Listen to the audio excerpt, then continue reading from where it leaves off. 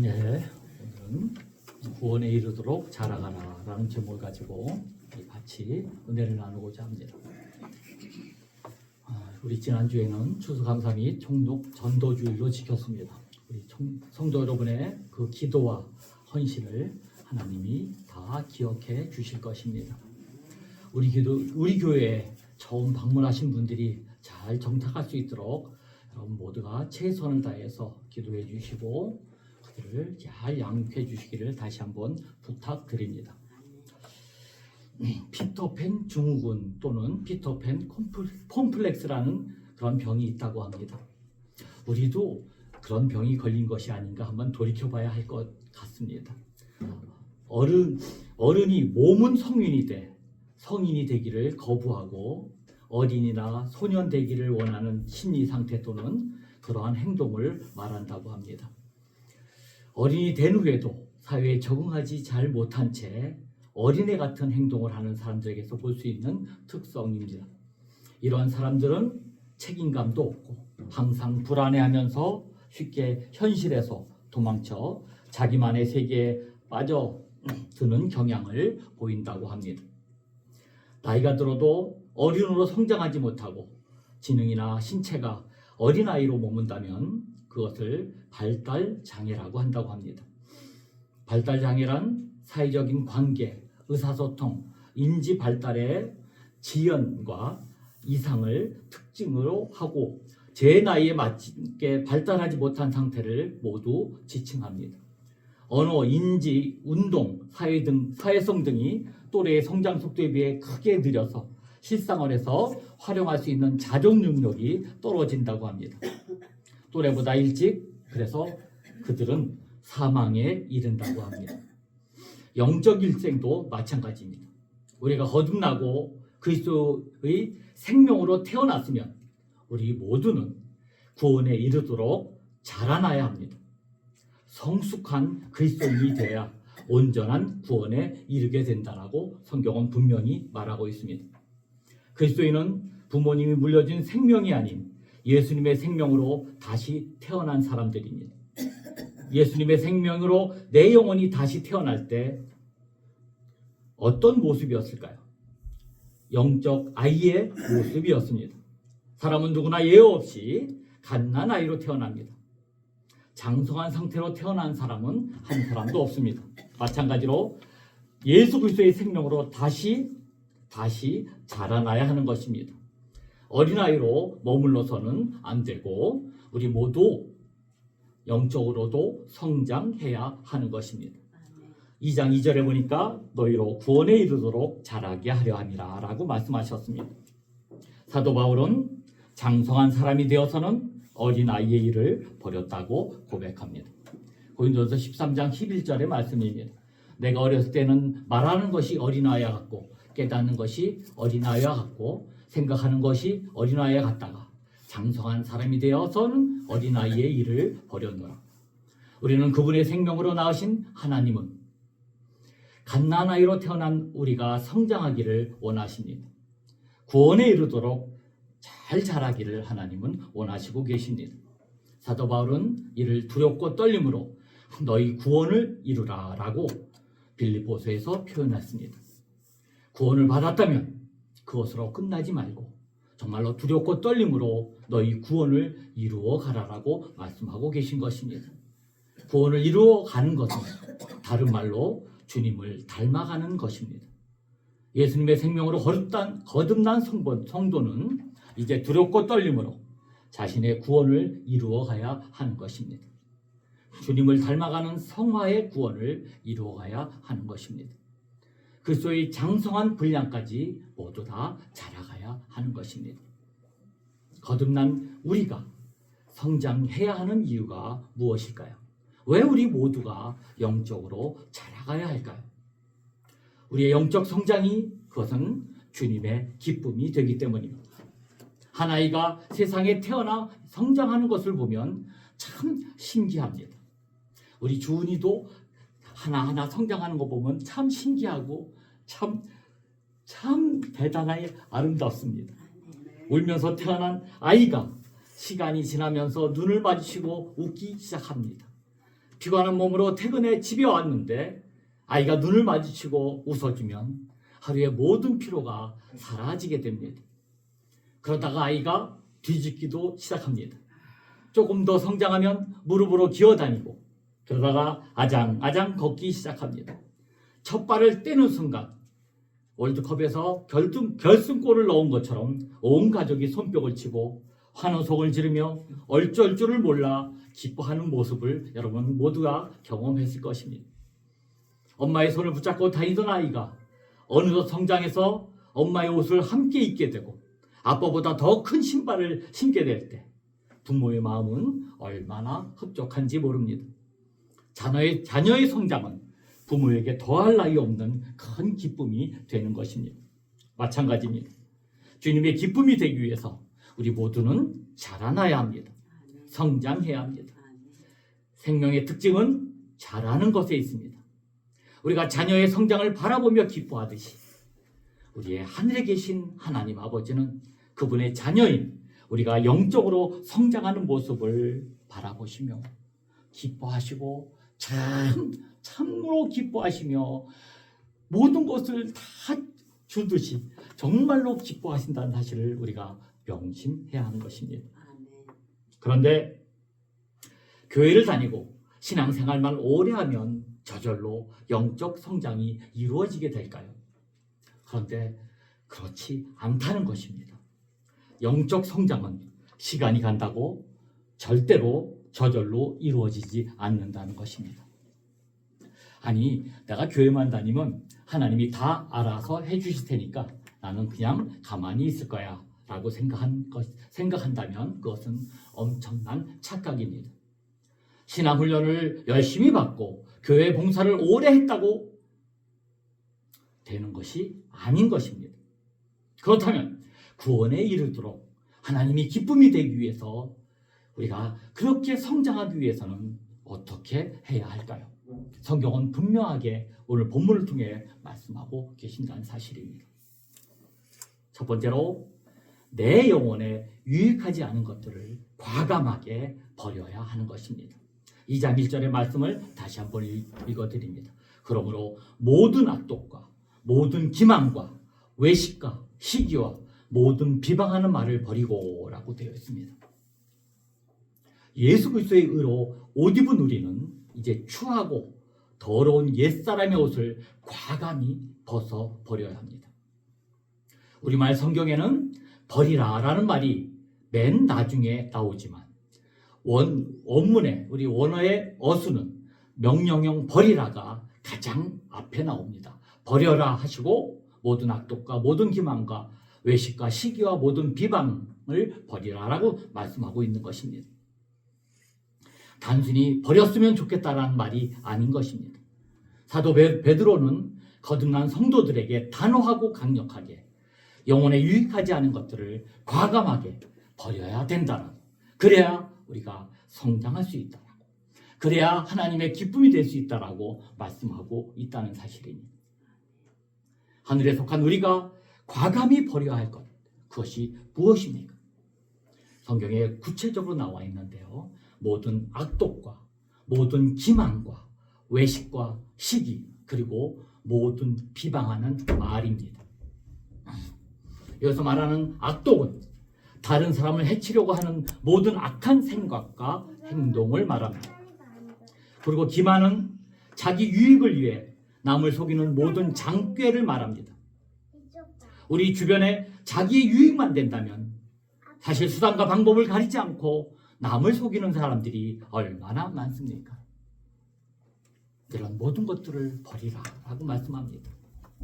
그리고 외식이란 말이 나옵니다. 외식이란 말은 조금 순간 들으면 무슨 뜻인지 이해가 안 되는데요.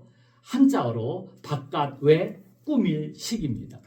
바깥만 그럴듯하게 꾸민 것을 외식이라 합니다. 우리 예수님은 회칠한 무덤이라는 표현도 많이 쓰셨습니다. 안에는 시체가 썩어가는데 겉에는 하얀 회를 칠한 무덤을 외식이라고 표현하고 있습니다. 이 말은 원래 무대 위의 배우를 가리킵니다.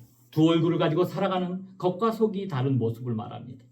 예수님이 서기관과 바리새인들을 책망했던 가장 큰 이유 중에 하나가 바로 외식이었습니다.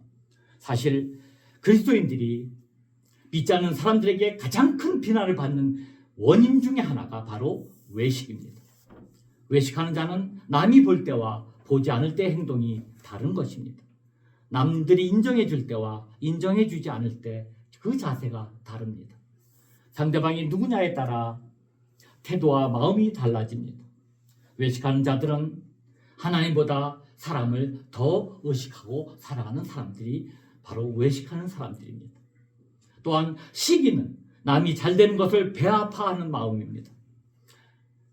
남이 행복을 원치 않는 악한 마음을 성경은 그것을 버리라라고 말씀합니다. 오늘 버릴 것 중에 가장 마중에 나온 말 중에 하나가 모든 비방하는 말입니다. 여러분, 특히 비방은 남 뒤에서 헐뜯고 판단하는 것을 의미합니다. 대인관계를 파괴하는 대표적인 원인이 바로 무서운 악당과 중상모략입니다. 야고보서 4장 11절에 이 말씀이 나와 있습니다. 형제들아 서로 비방하지 말라. 형제를 비방하는 자나 형제를 판단하는 자는 곧 율법을 비방하고 율법을 판단하는 것이라. 로마서 2장 3절의 말씀입니다. 이런 일을 행하는 자를 판단하고도 같은 일을 행하는 사람아, 내가 하나님의 심판을 피할 줄로 생각한다. 형제를 비방하고 판단하는 죄는, 이 죄는 하나님의 심판대까지 가는 무서운 범죄라고 주님은 말씀하고 있습니다. 그래서 이 비방하는 범죄, 남을 판단하는 이 죄는 버려야 구원에 이를 수 있다라고 분명하게 말씀하고 있다는 것입니다. 이렇게 모든 악독과 모든 기만과 외식과 시기와 모든 비방하는 말을 버릴 때 우리는 영적으로 성장이 이루어질 수 있다라고 분명하게 말씀하고 계신다는 사실입니다. 여러분이 영적으로 성장하기를 원하신다면, 하나님 그토록 원하시는 구원에 이르는 귀한 하나님이 원하시는 자녀가 되기를 원하신다면 일단 버리라 하신 것을 버리려고 애쓰시는 여러분 되시길 간절히 축원드립니다. 아멘. 버려야 구원에 이를 수 있습니다. 성경을 자세히 보면 말만 잘하면 됩니다. 말만 안 하면 됩니다. 말만 버리면 됩니다. 여러분, 주님을 닮아가기를 원한다면, 구원에 이르기를 그러고 잘하기를 원한다면 가장 먼저 내 영혼에 유익되지 않은 것들을 과감히 버리라고 그렇게 말씀하고 있다는 사실을 명심하시기 바랍니다. 두 번째로, 구원에 이르도록 잘하기 위해서는 하나님은 명령하십니다. 신령한 젖을 사모하라라고 말씀하십니다. 2장 2절의 말씀입니다. 갓난 아이들같이 순전하고 신령한 젖을 사모하라. 이는 그로 말미암아 너희를 구원에 이르도록 자라게 하려 함이라. 신령한 젖을 사모해야만 우리가 어린아이로 머물지 않고 자랄 수 있다라고 말씀하십니다. 순전하고 신령한 젖은 하나님의 말씀을 분명하게 가르칩니다. 잠언서 30장 5절의 말씀입니다. 하나님의 말씀은 다 순전하며, 하나님의 말씀은 순전합니다. 불순물이 없습니다. 깨끗합니다. 구원받기에 부족함이 없습니다. 이렇게 순결하고 신령한 젖인 하나님의 말씀을 갓난 아기들 같이 사모해야 한다라고 말씀하고 있습니다. 아이가 태어나면 엄마 젖이 나오기 시작합니다. 신기하게 누가 가르쳐주지 않았는데 갓난 아이는 그 젖을 찾아서 빨아먹습니다. 젖을 먹어야 살 수 있고 자랄 수 있기 때문입니다. 그 아기들은 체면도 없습니다. 엄마의 사정을 조금도 봐주지 않습니다. 지하철에서도 울어대고 아무리 좋아하는 장난감을 손에 쥐어줘도 소용이 없습니다. 그러다 엄마 젖을 물리면 정신없이 빨아먹기 시작합니다. 예수님의 생명으로 다시 태어난 우리 역시 갓난 아이들같이 신령한 젖을 사모해야 합니다. 여러분, 말씀을 먹지 못하면 내 영혼이 죽는다는 절박한 그런 심정으로 말씀을 받아 먹어야 합니다. 하나님의 말씀을 비타민 같은 영양제가 아닌 생명의 양식으로 받아 먹어야 하는 것입니다. 목마른 사슴이 시냇물을 찾는 것 같은 열정으로 말씀을 받아 먹어야 합니다. 다윗은 하나님의 말씀을 그렇게 사모했습니다. 어떻게 사모했는지 말씀을 보겠습니다. 시편 119편 131절입니다. 내가 주의 계명들을 사모함으로 내가 입을 열고 헐떡 연나이다. 내가 입을 열고 헐떡 연나이다. 마치 갓난아이가 젖을 달라고 보채는 것처럼 그렇게 말씀을 사모했습니다. 하나님의 말씀은 거듭난 내 생명의 양식입니다. 그래서 성경은 말씀을 이해하고 분석하라라고 말하지 않았습니다. 성경은 분명하게 그 말씀을 먹으라라고 말씀했습니다. 에레미야 15장 16절의 말씀입니다. 만군의 하나님 여호와여, 나는 주의 이름을 일컫음을 받는 자라. 내가 주의 말씀을 얻어 먹었사오니 주의 말씀은 내게 기쁨과 내 마음에 즐거움이오나. 하나님은 에스겔 선지자를 부르실 때도 너는 이 두루마리를 먹고 가서 이스라엘 족속에게 말하라 라고 말씀하셨습니다. 두루마리는 하나님의 말씀을 뜻합니다. 에스겔은 이 두루마리를 먹었더니 그것이 내 입에 달기가 꿀맛 같았다라고 말씀했습니다. 하나님의 말씀은 우리 영혼을 자라게 하는 신령한 젖입니다. 거듭난 내 생명의 양식이기 때문입니다. 그렇습니다. 신령한 젖인 하나님의 말씀은 우리로 구원에 이르도록 자라게 합니다. 2장 2절의 말씀입니다. 이는 그로 말미암아 너희로 구원에 이르도록 자라게 하려 함이라. 우리가 왜 갓난아이와 같이 순전하고 신령한 젖을 사모해야 합니까? 하나님의 말씀을 사모하고 가까이 하는 것만큼 거듭난 내 생명이 구원에 이르도록 자라게 하기 때문입니다. 말씀을 사모하고 가까이 하는 사람만이 하나님의 말씀이 주시는 지혜로 성공적인 인생을 살 수 있기 때문입니다. 워싱턴의 한 박물관에는 미국의 전 대통령 링컨이 쓰던 낡은 성경이 보관되어 있습니다. 그 성경에는 링컨이 유독 많이 읽은 흔적이 남는 구절이 있습니다. 그 주변에는 눈물 자국도 있습니다. 단어마다 손가락을 눌러서 생긴 손때 묻은 자국도 있습니다. 바로 시편 34편 4절의 말씀입니다. 시편 38편 4절 말씀, 내가 여호와께 간구하며 내게 응답하시고 내 모든 두려움에서 나를 건지셨도다. 우리가 모두 아는 대로 링컨은 살아오면서 많은 실패를 겪었습니다. 하지만 그는 이 말씀을 붙들고 하나님께 기도하면서 숱한 어려움을 극복할 수 있었습니다. 어머니 낸시는 링컨이 9살 되던 해에 세상을 떠나버리고 말았습니다. 신앙심이 깊었던 그 어머니는 사랑하는 아들 링컨에게 마지막 당부를 하였습니다. 내 사랑하는 아들아, 나는 내가 부자 되는 것보다 위인이 되는 것보다 성경 읽기를 즐거워하는 사람이 되기를 바란다. 부디 매일 성경을 읽도록 하여라. 그리고 내가 앞으로 살아가는 동안에 삶의 위기가 닥칠 때는 더욱 열심히 성경을 읽도록 하여라. 이것이 내가 너에게 마지막 부탁하는 말이다 라고 유언을 남겼던 것입니다. 링컨은 학교 교육을 받지 못했었습니다. 그러나 어머니의 유언을 따라 어릴 때부터 성경을 부지런히 읽었습니다. 하나님의 말씀은 그의 삶 속에서 살아 역사하면서 그를 붙들어 주었습니다. 그는 마침내 미국인들이 가장 존경하는 미국의 16대 대통령이 되었던 것입니다.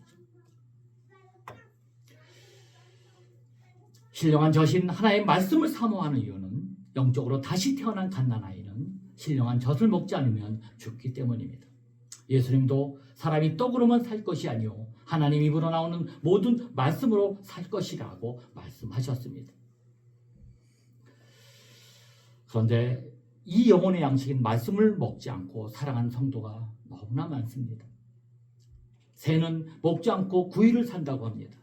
개는 20일을 살 수 있다고 합니다. 거북이는 자그만치 500일을, 뱀은 800일 동안 먹지 않고 살 수 있다고 합니다. 우리 성도 중에도 이렇게 하나님의 말씀을 먹지 않고 정말로 버티는 사람이 꽤 많이 있습니다. 매우 유용한 신앙입니다. 하나님의 생명을 가진 자라면 우리는 결코 그렇게 살아서는 안 되는 것입니다. 세 번째로 구원에 이르도록 자라기 위해서는 주의 인자하심을 맛보아야 합니다. 2장 3절의 말씀입니다. 너희가 주의 인자하심을 맛보았으면 그리하라라고 말씀하십니다. 인자하심의 언약에 근거한 변함없는 하나님의 사랑입니다. 우리는 용서받을 수 없는 완벽한 죄인이 구원받은 것도 주의 인자하심 때문입니다. 우리는 이미 거듭난을 통해서 주의 인자하심을 모두 다 맛본 사람들입니다. 사도 베드로는 주의 인자하심을 맛보았으면 그리하라라고 말씀합니다. 신령한 젖을 사모하라는 말입니다. 우리가 하나님 말씀인 신령한 젖을 사모하는 이유는 주의 인자하심을 이미 맛보았기 때문입니다. 신앙은 관념이나 철학이 아닙니다. 단순한 지적 인식이나 지식을 쌓는 과정이 아닌 것입니다. 신앙은 말씀을 통해 그 진리를 실제로 경험하는 과정입니다. 다윗은 너희는 여호와의 선하심을 맛보아 알지어다라고 말씀했습니다.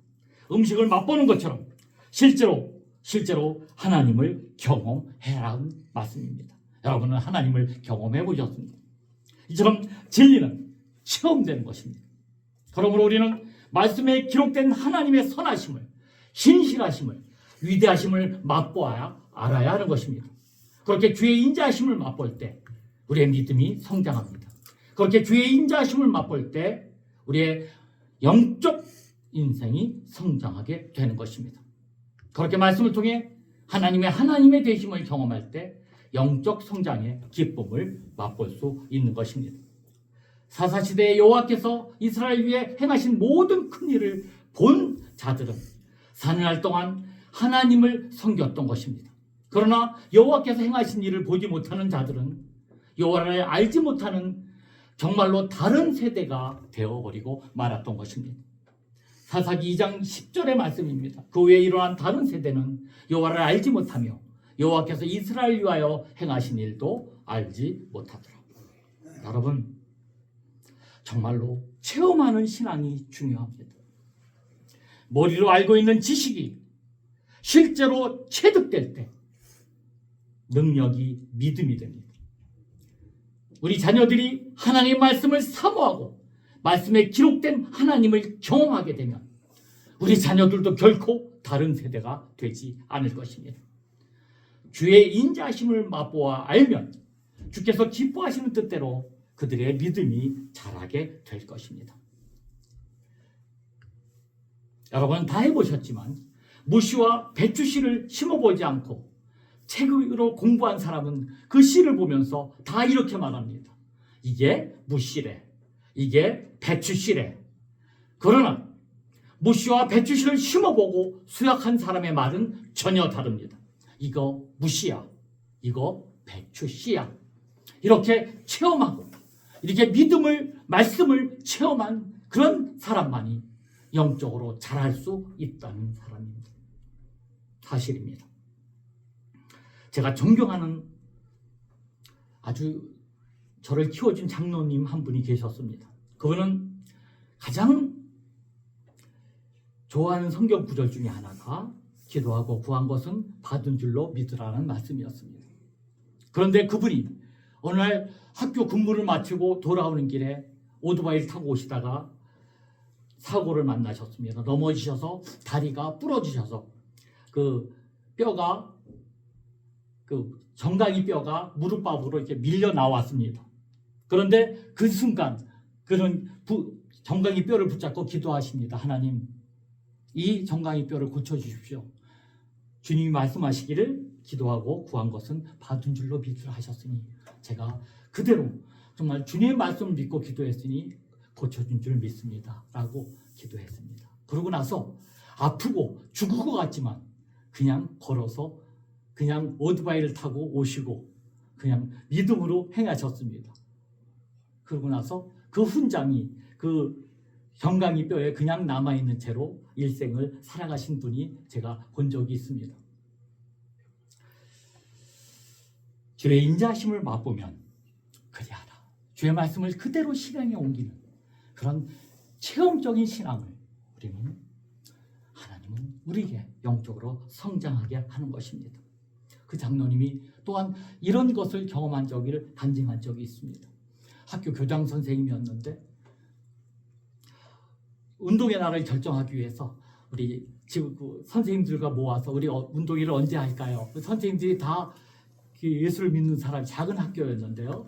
우리 운동회 날 결정합시다. 하나님께 간절히 기도했습니다. 그래서 맨날 며칠을 간절히 기도하면서 정했습니다. 정하고 그 동네에 다 통보를 했습니다. 그 당시는 다 마을 축제가 그 운동회 날 축제로 열리는 그런 상황이었습니다. 그래서 기도를 간절히 하고 정했는데, 그리고 나서 온 마을에 통보를 하고 그 마을에서는 모든 잔치를 벌일 준비를 다 끝냈는데, 그날따라 그 전날 그 태풍 경보가 그날 운동회 날 일어난다고 이제 태풍 경보를 내린 그게 뉴스에 나오기 시작하는 겁니다.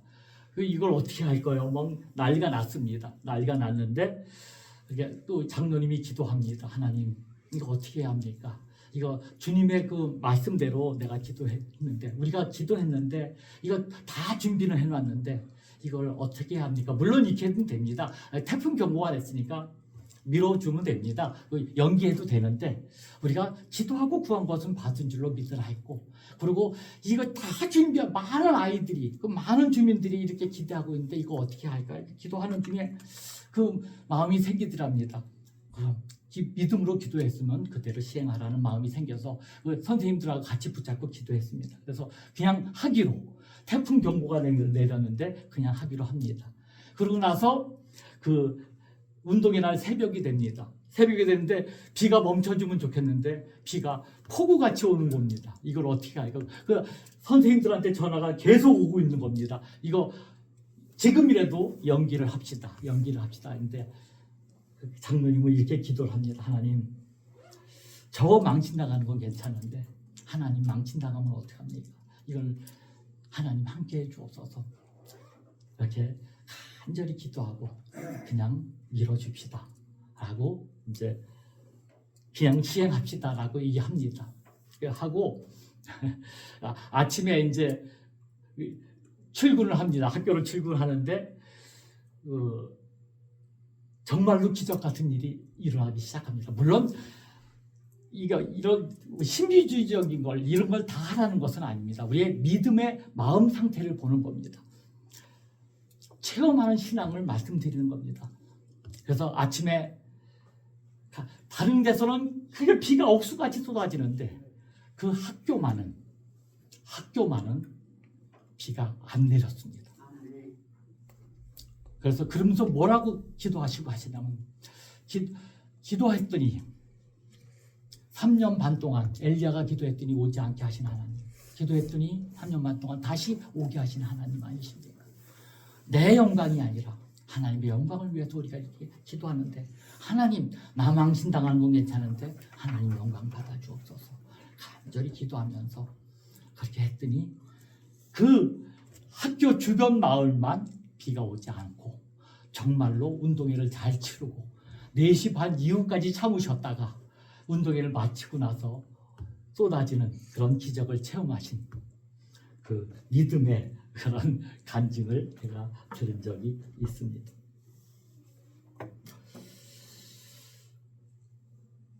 말씀에 순종하고 우리는 도전함으로, 기적을 정말로 체험함으로 우리가 믿음을 성장할 수 있다는 것입니다.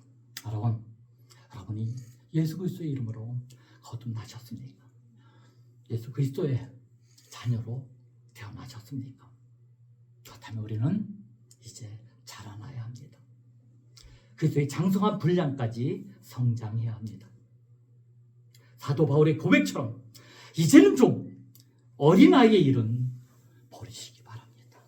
그저 맨날 애들처럼 투정이나 부리고, 그저 매들 애처럼 실망이나 시키고, 맨날 그렇게 하나님의 가슴을 아프게 하는 일은 이제 좀 버려버리고, 남을 미워하고 투기하고 비방하고 그러한 하나님의 가슴 아프게 일들은 버려버리시고,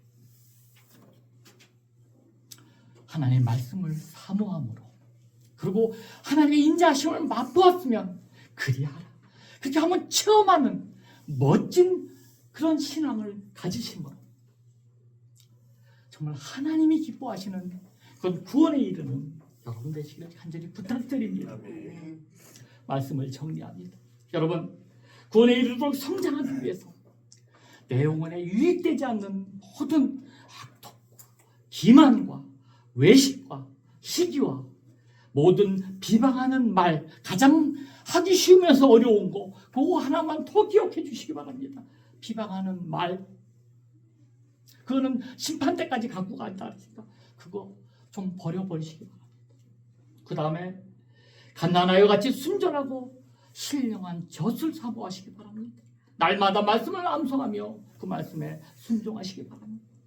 마지막으로 주의 인자하심을 맛보았으면 그대로 시행하시기 바랍니다. 말씀을 믿음으로 순종할 때 그 말씀이 살아 움직여 하나님을 경험하시는 아름답고 정말 하나님 보시기에 가장 기뻐하시는 귀한 그리스도인이 되실 것입니다. 그렇게 거듭난 우리는 구원에 이르도록 조금씩 성장합니다. 여러분의 삶 속에서 하나님이 되심을 날마다 새롭게 경험하시길 주님의 이름으로 간절히 축원드립니다. 아멘. 기도하시겠습니다. 오늘 말씀을 통해 거듭난 우리가 구원에 이르도록 자라야 할 존재임을 깨닫게 하심을 감사합니다. 하나님, 우리 안에 남아있는 모든 악독과 기만과 외식과 시기와 특별히 비방하는 말 이제는 버리게 하시고 갓난아이와 같이 신령한 젖 하나님의 말씀을 사모하는 마음을 우리에게 부어주옵소서. 하나님, 우리에게 하나님의 인자하심을 이미 맛보았어요. 이제 그 은혜를 삶에서 더욱더 깊이 경험하며 하나님을 기쁘시게 하는 하나님의 닮아가는 성숙한 성도의 삶을 살아가는 우리 모두가 될 수 있도록 인도하여 주옵소서. 우리의 영적 성장을 기뻐하시는 주님께 모든 영광을 올려드리며 예수 그리스도의 이름으로